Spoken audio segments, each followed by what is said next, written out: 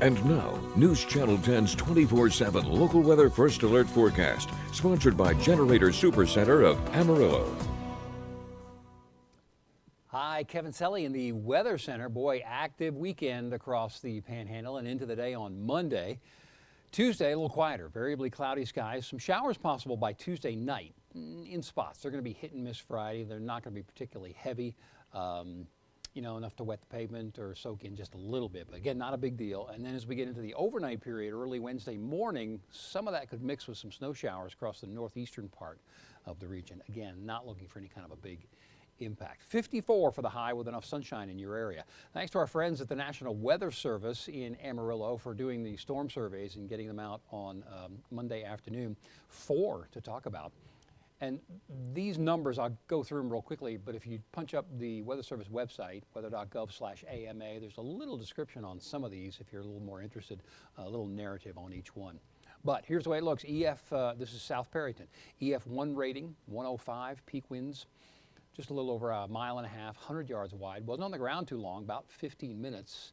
The one that damaged Ochiltree General Hospital, EF0 with maximum sustained winds at 80 miles per hour, about 3/4 of a mile length on that one, 30 yards wide, only on the ground for 2 minutes. Thankfully, none of these were long track. EFU, that's something you might not hear of too often. That's relatively new. EF unknown is what it comes down to. It's out in open field. The EF ratings come largely from the damage that these things can do or the path that they lead. So this EFU category was created when they're not really able to give a specific other rating and figure out miles per hour. So EFU for Ochiltree County, third one there. 3/4 of a mile, 30 yards on the ground for about 2 minutes. And then we go to the eastern panhandle, EF1 rating, northwest of Shamrock, 100 miles per hour.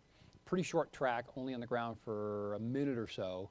Pretty picturesque. There were a number of pictures of that one, only 25 yards wide. Okay, so that big trough in the central portion of the country, that's the big storm system that brought all the weather to the Panhandle for the weekend. So finally, it is moving on. Temperatures are really going to warm up. We get under a ridge of high pressure as we go through the latter part of the week with temperatures back in the 80s. And then early next week, here comes the next trough of low pressure, getting in deeper into springtime.